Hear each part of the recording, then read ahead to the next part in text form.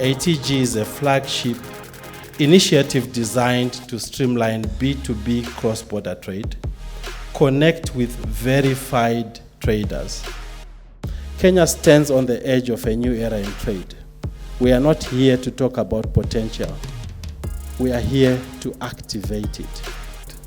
Through ATG, there are opportunities to expand your markets across borders in a safe manner, in a consistent manner, and at the end of the day, as we all say, it's pesa mfukoni. We are providing a layer of information, market intelligence.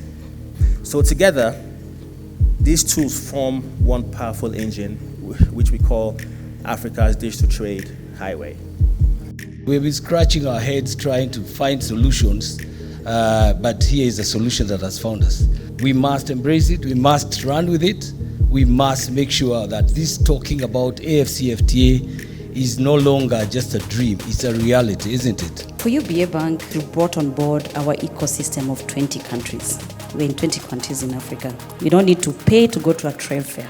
You can click into ATG and get a ready buyer for your products. For our counties and SMEs, now with ATG's digital certification, our enterprises will now be able to meet global benchmarks, positioning them to compete confidently and fairly in regional and international markets.